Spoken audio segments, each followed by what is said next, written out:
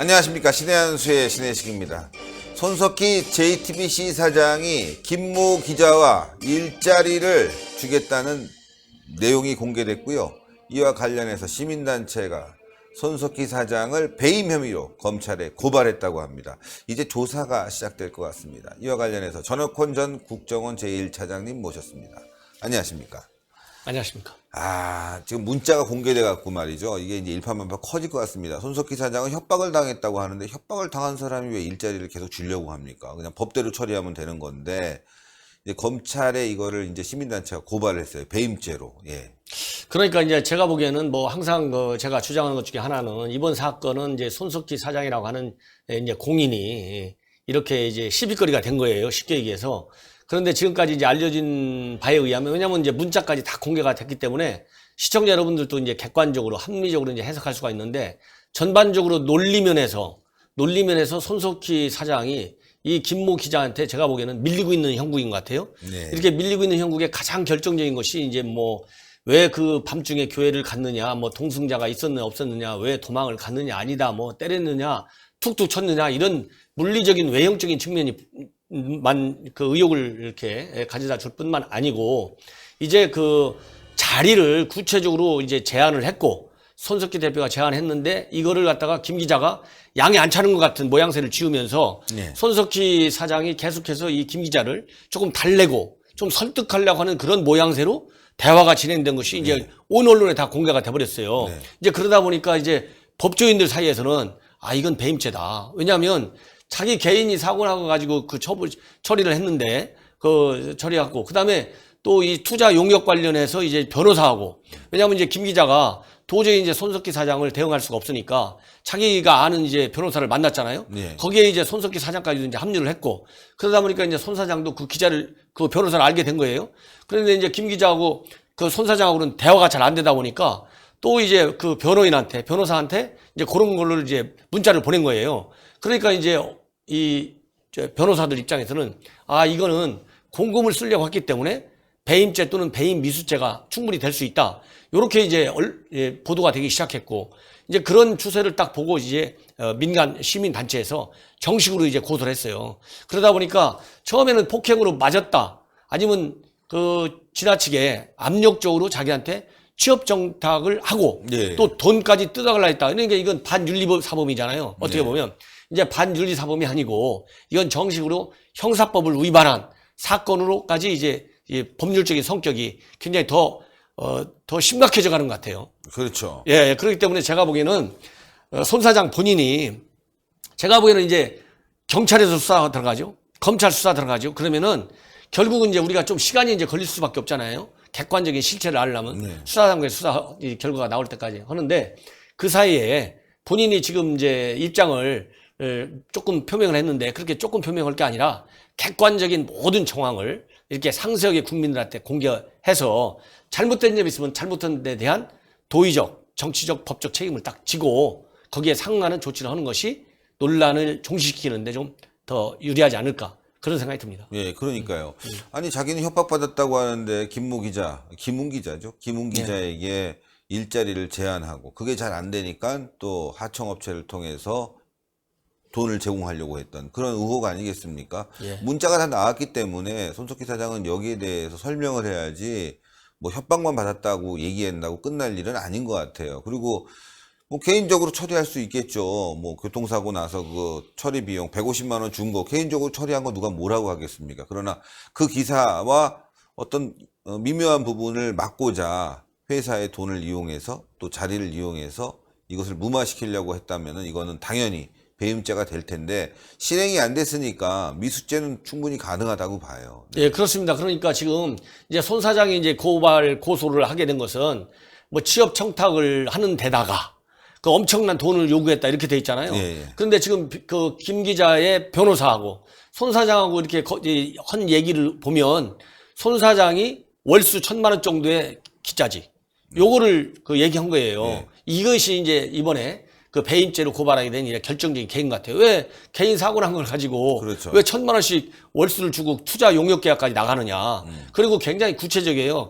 이 청탁을 논란이 되고 있는 그 성격이라는 것이 JTBC 안에 뭐 탐사 기획국 기자가 됐든 네. 아니면 미디어 프로그램 기자가 됐든 기자직이고 네. 그다음에 이제 그게 안 되면 본인이 진행하는 그 뉴스 브리핑의 작가 이렇게 구체적으로 나와 있잖아요. 그렇기 때문에 이 손 사장이 이제 문자의 흐름으로 볼 때는 이 뭔가 자기가 꺼름칙한 게가 있기 때문에 이 기자를 달래려고 했던 그러한 심증이 가는 문자들이 지금 다 공개되어 있다. 네. 그렇기 때문에 제가 보기에는 이거를 이 법률적으로는 이제 법률대로 이렇게 가겠지만은 우리 국민들이 굉장히 지금 이 실망이 일단 많잖아요. 더군다나 저도 이제 어제 우리 신의한수에서 현장 그 딱 촬영해갖고 하는 걸 제가 봤거든요. 예. 그걸 보면 정황적으로 보더라도 지금까지 손 사장이 언론에 대고 해명한 거 그거 가지고서는 시청자들이 이 국민들이 이해하기 어려운 측면이 너무 많다. 예. 요거는 뭐 웬만한 사람이면 상식적으로 다 이해할 수 있을 거예요. 예. 왜냐하면 저도 어떤 편견을 가지고 볼 이유가 하나도 없잖아요. 제가 거기하고 그렇죠. 아무 이해가 없으니까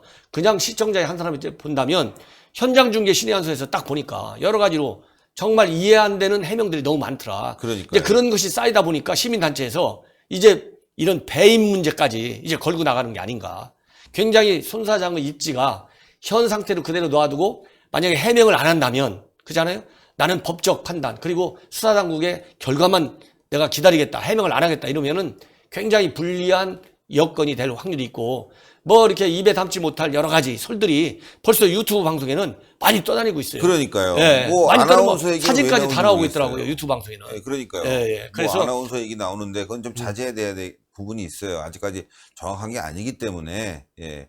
다만 그러나 이런 의혹이 계속 나오고 있기 때문에 손 사장은 직접 해명을 해야 될 텐데 뭐 협박받았다. 그런데 기자가 내놓은 그 문자를 보면 협박받은 사람이 아니라 뭐에 약점 잡혀서 끌려다니는 사람처럼 적극적으로 일자리를 제한하고 뭐 용역업체를 제한하고 이런 부분들은 당연히 문제가 돼야 되는 거고 또 자기 방송에서 아무 문제 없는 것처럼 얘기한 것도 그동안 손석희 사장이 언론인으로서 공정한 자세를 취해왔던 거죠, 사실. 예, 예, 예. 우리는 그렇게 보지 않지만 그런 부분에 있어서 상당히 의심스러운 거고. 제가 어제 그 논란이 된 현장 주차장에 갔습니다. 산밑 주차장에 갔는데 왜 그 시간에 거기 왔는지도 참 이해가 안 가요.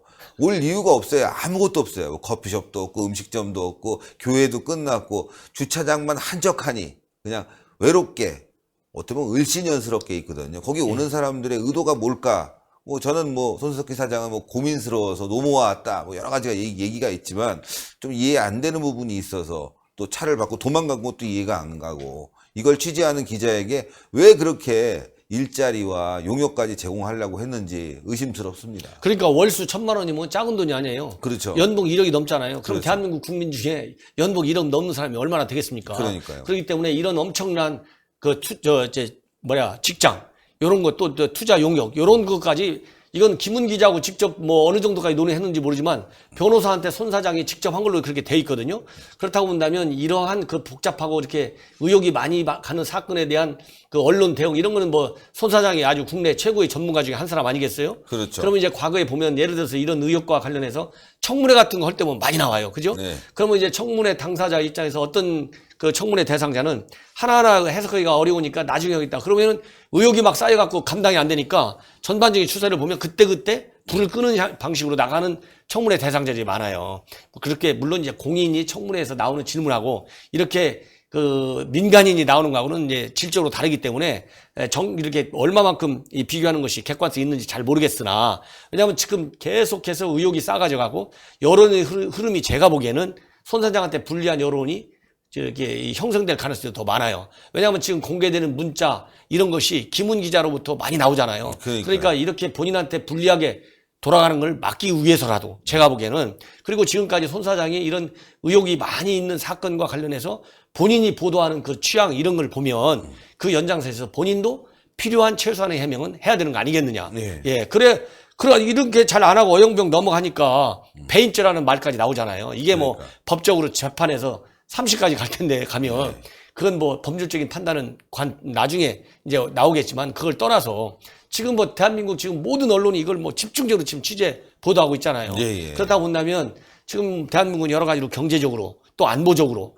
또 이 민생 문제, 이런 것이 국가 차원에서 굉장히 중요하고, 이런 문제에 대해서 언론이 공과를 제대로 보도할 수 있는 그런 이 공간이 많아져야 되는데, 개인의 이런 갖다가 흥미 위주로 해가지고 계속 보다고 이러면은 이거 언론이 정말 에너지를 불필요한데 너무 낭비하게 되는 거 아니냐. 그런 걸 막기 위해서라도 손석희 사장은 완전히 언론인 아닙니까? 그렇죠. 아예 언론에서 선거한 사람이잖아요. 일개 대언론사의 사장까지 갔으니까. 예. 거기에 맞는 책임의식을 갖고 내가 법적으로만 하는 게 유리하다. 이렇게 하고 뒤로 빠지기에는 지금 현재의 스테이터스가 너무 저는 높다.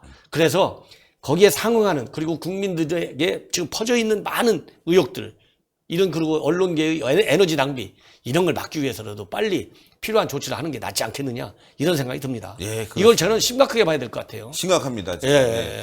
뭐 자유한국당도 지금 방통위 차원에서 나서려고 좀 준비 중에 있는 것으로 보이는데 그런 움직임도 보이고 있고요. 이제 정치권으로 이 일이 비화될 조짐을 보이고 있습니다. 왜냐면요, 이게 이제 뭐 지난번에도 제가 말씀드렸지만 이제 정치적인 측면에서, 공당의 측면에서 언제 어떻게 이제 타이밍을 이제 볼 필요가 있겠죠. 예를 들어서 김훈 기자는 일반적으로 보면 을이잖아요, 을. 네. 그 다음에 손석희 사장은 갑이잖아요. 네, 네. 일반적인 사실 지위만 갖고 본다면 지금 현재 대한민국이 겪는, 또 극복해야 할 과제 중 하나가 갑질 문화예요. 네. 그렇잖아요. 지금 민주당도 뭐 갑질 을지로 네. 대책위원회 이런 거 네, 있잖아요. 그러니까요. 민주당도 이것도 관심을 가져야 됩니다. 그러니까 일자리 같은 거 자기 마음대로 사장이 뭐 그러니까요. 내가 아는 사람이니까 박아주려고 그러고 뭐 하도급 업체, 하청업체 이런 것들 자기가 이거 내가 원하는 대로 한다. 이거는 정말 문제가 심각한 거죠. 그러니까 이제 민주당 같은 경우에는 자기네들이 가장 중시 여기는 게 정의로운 사회잖아요. 네. 이 정의 차원에서도 봐야 되고, 갑질, 을 이런 걸 떠나서라도. 그래서 여러 가지 측면에서 이제 때가 되면 제가 보기에도 민주당이든 한국당이든 이제 정치적으로 어떤 스탠스를 가지고 국민들한테 이 견해를 표시하게 될지, 이럴 때가 오지 않을까. 조심스럽게 저도 그렇게 생각해 봅니다. 예. 그렇게 해서 더 이 사건이 번지기 전에 손석희 사장이 아주 똘똘한 사람이니까 잘 대응할 필요가 저는 있다. 이렇게 얘기하고 싶어요. 네. 오늘 너무너무 감사드립니다. 고생하셨습니다. 감사합니다. 예, 손석희 사장은 그동안 많은 의혹들을 방송에서 거침없이 문제 제기를 했습니다. 그런데 자신의 문제에 대해서는 왜 이렇게 꽁꽁 싸매고 있는지 말이죠. 그게 더 문제가 아닌가 싶습니다. 오히려 손석희 사장은 다른 사람보다도 더 확실하게, 투명하게 자신의 문제를 국민들에게 알려야 되지 않을까, 그렇게 생각합니다. 그게 바로 손석희 사장이 그동안 추구해왔던 바가 아니겠습니까? 지금이라도 말이죠, 그날 있었던 일 솔직하게 얘기하고, 만약에 조금이라도 문제가 있다면 그 자리에서 내려오는 게 맞지 않을까 싶습니다. 여러분들 동그랗게 올라가는 구독 버튼 꼭 눌러주시고요. 추천 버튼 꼭 부탁드리겠습니다. 댓글로 많은 응원 부탁드리겠습니다. 대단히 감사합니다. 감사합니다.